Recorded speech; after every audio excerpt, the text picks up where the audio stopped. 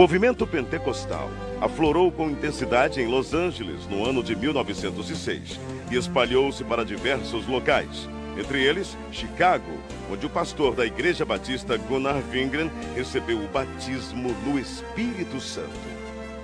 Numa convenção batista, Gunnar Wingren conheceu o jovem Daniel Berg, que também fora batizado.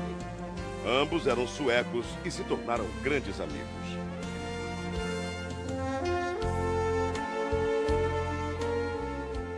Mais tarde, em South Bend, durante uma reunião de oração, Gunnar Wingren relata aos presentes o que Deus lhes havia revelado. Brothers, the Lord has shown us that we must go to South America, to a place in Brazil called Pará. Neste porto, em 19 de novembro de 1910, o pastor Gunnar Wingren e o irmão Daniel Berg desembarcaram em terras brasileiras.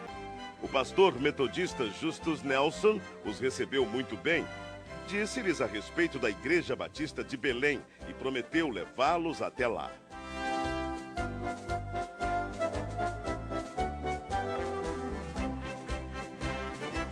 Na pequena Igreja Batista, os missionários conhecem o irmão Raimundo Nobre, líder do trabalho batista no Pará, que ofereceu-lhes abrigo nas dependências da igreja.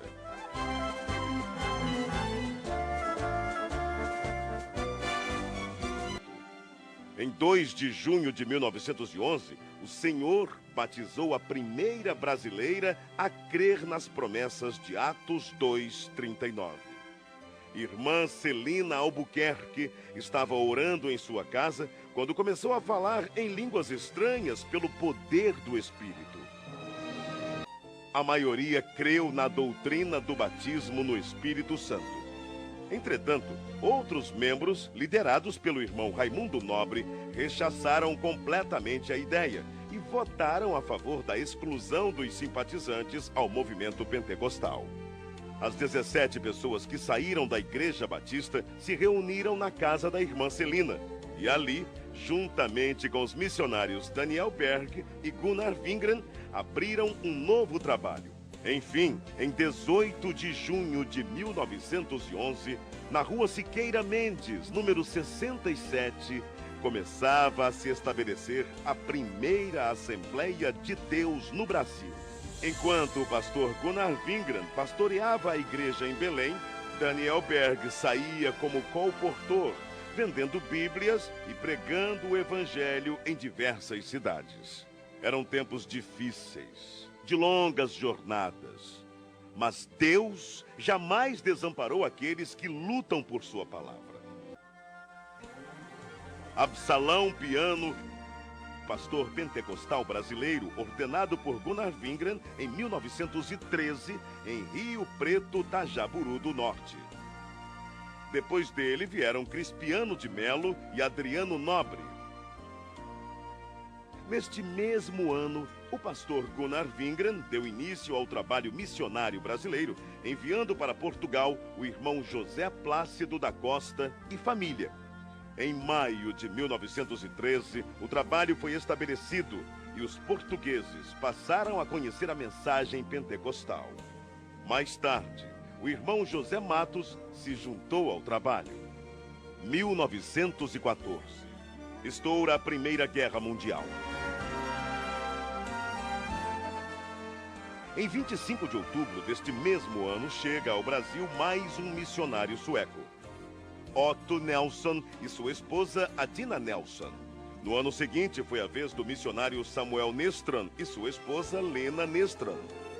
Alguns anos mais tarde, em 1917, foi fundado o primeiro jornal pentecostal, A Voz da Verdade.